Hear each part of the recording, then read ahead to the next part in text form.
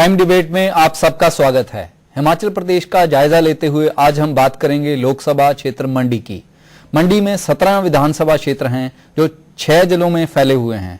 इस क्षेत्र में हिमाचल की सियासत के 3 दिग्गजों की साख दांव पर लगी हुई है। ये है वीरभद्र सिंह, महेश्वर सिंह और कौल सिंह ठाकुर। अगर वीरभद्र सिंह, महेश्वर सिंह और सुखराम का राजनीतिक जीवन मंडी लोकसभा क्षेत्र से जोड़कर देखा जाए तो पता लगता है कि 1971 के बाद इन तीनों में से कोई 33 साल में से 25 साल यहां का सांसद रहा है। मंडी लोकसभा क्षेत्र से कांग्रेस के दिग्गज नेता संसद में अपनी उपस्थिति दर्ज करवाते रहे हैं। राजकुमारी अमृत कौर, जोगिंदर सेन, वीरभद्र सिंह, सुखराम और प्रतिभा सिंह मंडी से जीतकर ही लोकसभा में पहुंचते रहे हैं। इमरजेंसी के बाद 1970 में पहली बार मंडी से कोई गैर कांग्रेसी सांसद बना। संसद में पहुंचे भारतीय लोक दल के गंगा सिंह। 3 बार महेश्वर सिंह ने यहीं से भारतीय जनता पार्टी की उपस्थिति संसद में दर्ज करवाई। एक बार प्रतिभा सिंह ने चुनाव जीतकर राजकुमारी अमृत कौर के बाद इस क्षेत्र की औरतों की हाजिरी संसद में दर्ज की। इस लिहाज से 3 बड़े राजनीतिक परिवार इस क्षेत्र में अब भी सक्रिय हैं। इस लोकसभा क्षेत्र से पहले 16 विधानसभा क्षेत्र थे। यहाँ से 11 भाजपा, 4 कांग्रेस और 1 निर्दलीय विधायक विधानसभा में पहुँचे थे। अब इस लोकसभा क्षेत्र में नया विधानसभा क्षेत्र मनाली जुड़ गया है। कुल मिलाकर मंडी जिले से 9, कुल्लू से 4, चंबा, शिमला, किन्नौर और लाहौल स्पीति से एक विधानसभा क्षेत्र मंडी लोकसभा क्षेत्र का हिस्सा है। भाजपा ने अपने 2 विधायकों को इस बार अपना उम्मीदवार नहीं बनाया। वहीं महेश्वर सिंह भाजपा से अलग होकर हिमाचल लोकहित पार्टी के अध्यक्ष के रूप में चुनाव मैदान में हैं। भाजपा के गुलाब सिंह ठाकुर, कांग्रेस के कौल सिंह ठाकुर, अनिल शर्मा और रंगीला रामराव दिग्गज नेता हैं, जिन पर सभी की निगाहें टिकी हुई हैं। वीरभद्र सिंह जहां हिमाचल कांग्रेस के अध्यक्ष हैं, वहीं मंडी से वो सांसद भी हैं। हालांकि लोकसभा चुनाव में महेश्वर सिंह ने उनको कड़ी टक्कर दी थी, लेकिन इस बार महेश्वर सिंह और भाजपा 2 धड़े हैं। देखना ये होगा कि इन हालात में मंडी लोकसभा क्षेत्र में विधानसभा चुनाव के दौरान रुझान क्या रहता है। मंडी लोकसभा क्षेत्र की जनता के सामने कई सवाल हैं। दिग्गज नेता हैं, बागी हैं, सरकार की कारगुजारी है, नई स्थानीय पार्टी है। तो सवाल यही रहेगा कि वो नए हालात में पुरानी वफादारियों का क्या करेंगे। व्यक्ति के पीछे जाएं या पार्टियों को तरजीह दें। इसके साथ ही स्थानीय मुद्दे हैं। इस पेचीदा हिसाब किताब को सुलझाने के लिए हमारे साथ स्टूडियो में मौजूद हैं विजय सहगल, जो सीनियर जर्नलिस्ट हैं, और सुदर्शन ठाकुर, जो शातिर नेता रहे हैं और अब वकालत करते हैं। इनके अलावा न्यूज रूम से हमारे साथ जुड़ रहे हैं हमारे संवाददाता शमशेर चंदेल। आप सबका आज की चर्चा में स्वागत है। सहगल साहब, जिस किस्म का माहौल है और जिस किस्म के नए परमुटेशन कम्बिनेशन हैं, भाजपा में से अलग होके महेश्वर सिंह वहां पर हैं और वीरभद्र सिंह का बहुत कुछ स्टेक पे लगा हुआ है और वहां पर बहुत बड़े मार्जिन के साथ विधानसभा में जीती थी बीजेपी, और उसके बाद कांग्रेस ने वहां पर लोकसभा की सीट जीती है, जिसमें बहुत टफ कंपटीशन रहा था। अब आपको क्या लगता है, क्या वहां पर तथ्य रहेंगे? मुझको एक बात तो बड़ी साफ नजर आ रही है कि इस बार मंडी का जो चुनाव परिदृश्य बहुत रोचक हो गया जी, और वो हिमाचल की राजनीति की भी एक दिशा तय करेगा जी। जैसे आप कह भी रहे हैं कि यहाँ विरासत भी लड़ रही है और सियासत भी लड़ रही है और साथ साथ से ताकत भी लड़ रही है। ताकत का मतलब यह है कि कुछ तो रूठ के चले गए जी और कुछ पुराने अपनी जोर आजमाइश कर रहे हैं जी। 3 का मैं जिक्र करना चाहूंगा। वीरभद्र जी का, तो वीरभद्र सिंह का ये संसदीय क्षेत्र रहा है जी। उनसे पहले प्रतिभा जी का रहा है जी, और महेश्वर सिंह भी वहां से 3 बार जीते हैं। ये भी और सुखराम जी 2 बार जीते हैं, उनका बेटा भी यहाँ से चुनाव। और अब देखिए इस वक्त ये संयोग है, इसको राजनीतिक संयोग कहते हैं जी, कि सुखराम जी किसी जमाने में एक उन्होंने अपनी पार्टी खड़ी की थी जी और वीरभद्र सिंह से अलग चले थे जी। आज वो वीरभद्र सिंह जी के साथ हैं और उनके साथ साथ प्रचार में निकल रहे हैं जी। और दोनों तरफ से एक अपील है जो छपा भी है, सामने भी आया है जी, कि गालिबन हमारे अंतिम चुनाव है तो आप हमें मौका दीजिए। उनके पुत्र उनकी विरासत को संभाले हुए हैं ठीक। और जहां तक महेश्वर सिंह है, उनकी भी बड़ी मजबूत वहां पे स्टैंडिंग है। लेकिन अब देखना यह है कि आप बीजेपी तो उनकी पार्टी थी जी, नाराजगी में या जिस तरह से उसको छोड़ के वो आए हैं, तो उनका वर्ण किस हद तक जनता करती है। जो उनका आपस में मुकाबला रहा था लोकसभा चुनाव के दौरान वो बहुत दिलचस्प रहा। हाँ। जब अगर उसको हम विधानसभा क्षेत्रों के हिसाब से देखें तो 9 क्षेत्रों में महेश्वर सिंह जीते थे। हाँ। और 8 में वीरभद्र सिंह जीते थे। हाँ। एक जो क्षेत्र था उसमें 16,000 की जो लीड थी वो अंत में 13,000 से कुछ ज्यादा वोटों के साथ वीरभद्र सिंह जीत पाए थे। तो उस लिहाज से बहुत टफ कंपटीशन रहा था। बहुत तब भी रहा था और इस बार भी आपको लगता है कि वैसा से ही एक आपको नमूना वैसा हमारे सामने आएगा जी। और सबसे बड़ी बात है कि महेश्वर सिंह जी के नेतृत्व में नई पार्टी की स्थापना हुई है जी। और ये जो हम अक्सर चर्चा कर रहे हैं, क्या तीसरी शक्ति जी, तीसरा मोर्चा जी। हिमाचल में की राजनीति को कोई नया रूप देगा, एक, और दूसरा जो भी भावी परिणाम होंगे कि ऐसा तो नहीं कि ये उन परिणामों को अगर वो किसी तरह से हिमाचल की राजनीति को नया रूप देना है। हाँ। तो ये वाला कार्य क्षेत्र है उनके लिए। हाँ। जो मंडी वाला लोकसभा हाँ, मनभेद और मतभेद दोनों वो काम आ जाएगी। हाँ जी। ठाकुर जी आप क्या सोचते हैं इसके बारे में? देखिए जी, मंडी जो पार्लियामेंट्री कॉन्स्टिट्यूंसी है ये पूरे इंडिया में सेकंड नंबर पे इसका एरिया वाइज जी। इसको आप देख लीजिए, लाहौल स्पीति से लेके किन्नौर, भरमौर, पांगी हो गए, पूरे शिमला तक इसकी कॉन्स्टिट्यूंसी है। तो पिछले चुनाव में अगर बीजेपी 17 में से अगर 13 सीट यहाँ से ले गई सरकार में, तो उसमें कुछ योगदान महेश्वर सिंह जी का था जी। अगर आप डिफरेंसेस बड़ा योगदान था। हाँ, अगर आप डिफरेंसेस देखें पार्लियामेंट्री इलेक्शन में 2009 में तो मात्र 17,000 से वो हारे थे जी। और एक गांव में आपको बताना चाहूंगा, लाहौल स्पीति में तिंदी पंचायत के अंदर एक बुजोंड गांव है, 101 वोटों में से 100 वोट महेश्वर सिंह जी लेके थे जी। पॉपुलैरिटी आप देखिए ट्राइबल एरियाज में, वो सिर्फ एक जो रामपुर कॉन्स्टिट्यूएंसी है विधानसभा, वहां से 16,000 का डिफरेंस रहा था जो वीरभद्र सिंह के पक्ष में, वो वही अंत में जो हुआ निर्णायक साबित हुआ। बिल्कुल जी। तो ये तो एक रहा है। बिल्कुल। बाकी मेन जो बुनियादी यहाँ पे अभी आज के डेट में अगर इस कॉन्स्टिट्यूएंसी पे अगर आप देखिए 80% जो यहाँ के कॉन्स्टिट्यूएंसी के लोग हैं ये हॉर्टिकल्चर, सेब और पलम जितने भी इनके ये हैं, रोड और आपके हेल्थ इंस्टीट्यूट्स हो गए, एजुकेशन इंस्टीट्यूट्स हो गए। और मेन जो प्रॉब्लम आज की डेट में इस कॉन्स्टिट्यूएंसी में अगर आप देखेंगे, अगर लोग जो है आक्रोश में है तो वो है हाइडल प्रोजेक्ट करके जी। जिस तरह सोलन में एक पंचायत के अंदर इस सरकार ने 3 यूनिवर्सिटीज खोली हैं जी, उसी तरह इन्होंने लाहौल स्पीति डिस्ट्रिक्ट में 17 हाइडल प्रोजेक्ट्स बिग कॉर्पोरेट्स को दिए हैं जी। एक पंचायत उदयपुर है लाहौल स्पीति के अंदर जी, एक पंचायत के अंदर उन्होंने 3 हाइडल प्रोजेक्ट्स प्राइवेट कॉर्पोरेट्स को दिए हुए हैं जी। 400 मेगावाट आपका मोजर बियर है, 120 मेगावाट मोजर बियर है, बड़दंग प्रोजेक्ट है 400 मेगावाट जी। तो लोगों के अंदर आप एक चीज मैं आपको बताना चाहूंगा, 2012 के अंदर अगर आप अखबार देखिए तो जितने पॉलिटिकल पार्टी सड़कों पे नहीं उतरे होंगे उससे ज्यादा लोग महिला मंडल और युवा मंडल इन अपने एनवायरमेंट को बचाने के लिए, इकोलॉजी को बचाने के लिए वो सड़कों पे उतरे हैं जी। जिस तरह किन्नौर में आप देखिए अभी जेपी ने क्या हाल किया हुआ है, लोग 4 पंचायतों ने वहां पे पंचायत इलेक्शन बाइकआउट किया था जी। कुल्लू में आप बंजार में आ जाइए, सेंज घाटी में आ जाइए, लोगों में आक्रोश है, उनके लैंड एक्विजिशन के अभी तक पैसे नहीं मिले उनको ठीक। लाहौल स्पीति में प्रपोज 17 हाइडल प्रोजेक्ट्स हैं, पूरे के पूरे वो इकोलॉजिकल सिस्टम। इसका मतलब ये बिल्कुल स्पष्ट है कि वहां पर सिर्फ जो दिग्गज नेता हैं उनकी ही साख दाव पर नहीं लगी हुई है, बल्कि जो वहां पर जो स्थानीय मुद्दे हैं वो बहुत अहम निर्णायक भूमिका निभाने वाले हैं वोटर को ये फैसला करने के लिए कि वो किसको वोट डाले। बिल्कुल जी। एक चीज हो रहा है, अब यहाँ पे जब लोग पूछते हैं जी आप यहाँ पे हाइडल प्रोजेक्ट एक पंचायत में 3 लगा रहे हो, हम कहाँ जाएंगे? 60,000 जो देवदार के बड़े बड़े पेड़ हैं वो एक प्रोजेक्ट में कट रहे हैं। वो हिमाचल फॉरेस्ट डिपार्टमेंट ने कहा है कि दिस इज इकोलॉजिकल डिजास्टर। ये बात आपकी बिल्कुल स्पष्ट होगी, ये एक बहुत बड़ा मुद्दा रहने वाला है उस पूरे क्षेत्र में। अभी हम चलते हैं हमारे संवाददाता शमशेर जी के पास। शमशेर, आपने उस इलाके को काफी घूम के देखा और वहां से रिपोर्टिंग की है, आपको क्या लगता है क्या अहम मुद्दे रहेंगे और हवा किस तरफ बह रही है? देखिए, अहम मुद्दे तो जो एट माइक्रो लेवल कुल्लू और मंडी में है, क्योंकि मुख्यतः ये कॉन्स्टिट्यूंसी जो लोकसभा कॉन्स्टिट्यूंसी वो कुल्लू और मंडी जिले में आती है। तो उसमें रोडों की हालत बड़ी खराब है और जैसे ये हाइडल प्रोजेक्ट्स हैं और हेल्थ, एजुकेशन, जो हर एक जगह मामले हैं वही मंडी और कुल्लू में भी रहेंगे। खासकर कुल्लू और मनाली में जहाँ के काफी टूरिस्ट आता है और उसकी वजह से टूरिस्ट भी सफर करते हैं और वहाँ के वोटर्स भी सफर करते हैं। हमने जितने भी लोगों से बात की उनकी एक शिकायत थी कि 300 रुपए लेने के बावजूद मनाली वो नहीं है जो मनाली पहले हुआ करता था। इस तरह के खास तौर पर मेन मुद्दे रहेंगे। अनएम्प्लॉयमेंट एक काफी बड़ा मुद्दा है। जो अनएम्प्लॉयड लोग हैं वो खुद ही सेल्फ एम्प्लॉयमेंट ढूंढते हैं टूरिज्म के माध्यम से और ऑर्गेनाइज लेवल की उनकी एम्प्लॉयमेंट रहती है, सेल्फ एम्प्लॉयमेंट रहती है, तो ये प्रमुख मुद्दे रहेंगे।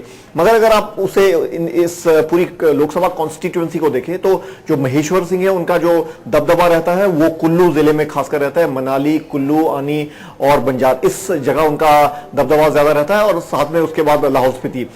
जैसे जैसे आप थोड़ा पीछे आते हैं मंडी की तरफ, तो जो मंडी के 10 हल्के हैं उसमें दबदबा पहले सुखराम का था, जब तक कि टेलीफोन रेवोल्यूशन लाए थे, उन्होंने वहां से पार्टी भी खड़ी की थी और वो वहां से काफी सीटें भी जीत पाए थे। और अदरवाइज क्योंकि अब वो एक्टिव नहीं है पॉलिटिक्स में, तो कांग्रेस का ज्यादा दबदबा रहता है। और बीजेपी भी जब एंटी इनकम्बेंसी रहती है कांग्रेस के अगेंस्ट, तो बीजेपी काफी अच्छा परफॉर्म करती है, जैसे कि पिछले इलेक्शन में भी देखा गया। तो मेनली इसको आप जिले के हिसाब से अगर डिवाइड करें तो western part of the Lok Sabha constituency Mandi में कांग्रेस और बीजेपी का दबदबा रहता है डिपेंडिंग ऑन द सिचुएशन। और उसका जो पूर्वी हिस्सा है उसमें कुल्लू में महेश्वर सिंह जैसे हिरोपा के जो सुप्रीमो है उनका दबदबा रहेगा। जी शमशेर, ये बहुत दिलचस्प बात है कि इस जो लोकसभा क्षेत्र है इसकी एक विरासत ये भी है कि यहाँ के बड़े नेता अपनी पार्टियां छोड़कर अलग पार्टियां बनाते रहे हैं। एक दिलचस्प बात यह है कि पिछली बार जब सुखराम जी ने पार्टी बनाई थी उनको टेलीफोन ही मिला था उनका चुनाव निशान, इस बार वही चुनाव निशान महेश्वर सिंह को भी मिला है। तो देखते हैं वो वही विरासत निभा पाएंगे या नहीं निभा पाएंगे, ये एक दिलचस्प आंकड़ा रहेगा। अभी हमारे साथ एक कॉलर जुड़े हुए हैं। हाँ जी, आप कहां से बोल रहे हैं और क्या कहना चाहते हैं? सर मैं मंडी जिला के चौंतड़ा से बोल रहा हूँ जी।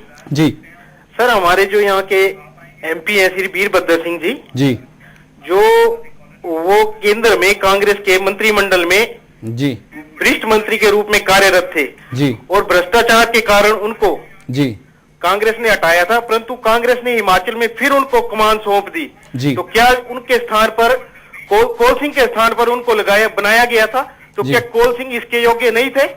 जी, ये सवाल कांग्रेस पार्टी देगी और उसके बाद वहां के लोग भी इसके बारे में देंगे। लेकिन आपने जो एक मुद्दा उभारा है, कौल सिंह ठाकुर भी वहां पर एक बहुत इंपॉर्टेंट फैक्टर हैं। एक कॉलर हमारे साथ और जुड़े हुए हैं। हाँ जी, आप क्या कहना चाहते हैं और कहां से बोल रहे हैं? हाँ जी, मैं मलोट तो बोल रहा दिलजीत जी, पंजाब तो हूँ। हाँ जी, बोलो जी। मैं ये कहना चाह रहा भी ये जो कुल्लू एरिया जी, ਇਹਦੇ ਵਿੱਚ बीजेपी ਦੇ अच्छे चांसेस ने जी। क्योंकि कांग्रेस वालियां ਦੇ ਪਿੱਛੇ ਇੰਨੀਆਂ ਤਕਲੀਫਾਂ ਨੇ जी, ਇੱਕ ਤਾਂ ਕਲਮਾੜੀ ਦੀ ਹੋਗੀ, ਰਾਜੇ ਦੀ ਹੋਗੀ, ਕੋਲੇ ਦੀ ਹੋਗੀ, ਹੋਰ ਸਾਰੀਆਂ ਜੀ, ਉਹ ਗਡਕਰੀ ਦੇ ਨਾਲ ਨਹੀਂ ਮਿਲਦੀਆਂ ਜੁਲਦੀਆਂ ਜੀ, ਕਿਉਂਕਿ ਗਡਕਰੀ ਦਾ ਇੰਡੀਪੈਂਡੈਂਟ ਆ, ਉਹਦਾ ਪਰਸਨਲ ਆ ਜੀ।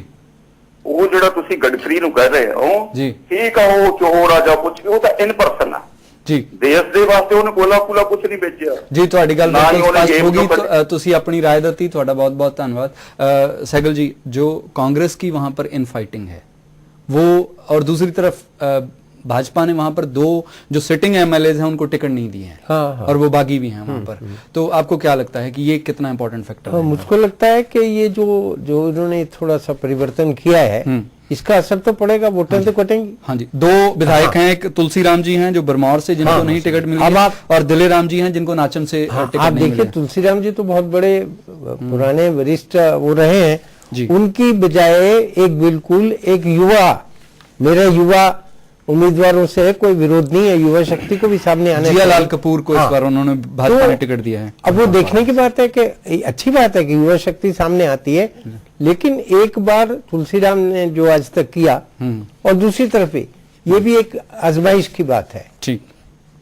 तो जो आप बात कह रहे थे कि जो बागी हो गए हैं तो वो और कुछ करे न करे तो निश्चित है कि वोटर तो कटेंगे ही कटेंगे। लेकिन दोनों जो एमएलएज हैं उनको धूमल जी ने जाके मनाया और वो काफी पैसिफाई भी हैं इसके लिए, लेकिन इसके बावजूद वो किस किस्म का रोल अदा करेंगे ये आने वाले आप देखिए, इसमें तो हमें भूलना नहीं चाहिए, चाहे हम भाजपा की बात करें या कांग्रेस की बात करें, एक भीतर घात तो भीतर चल रहा है। तो वो जो अंडर करंट जो भी होगा उसको वो प्रभावित करेगा। दोनों तरफ चल रहा है, लेकिन जो जमा माइनस प्लस होगा वो उस वक्त क्या करेगा? हाँ, वो जो हम हाँ जी, रोजगार उसकी भाषा में दुकानदारी में पासन का काम होगा, वो समय बताएगा आपको। देखिए आप जी, मैं आपके पास दोबारा वापस आऊंगा। अभी वक्त हो गया एक छोटे से ब्रेक का। ब्रेक के बाद हमारी ये चर्चा जारी रहेगी।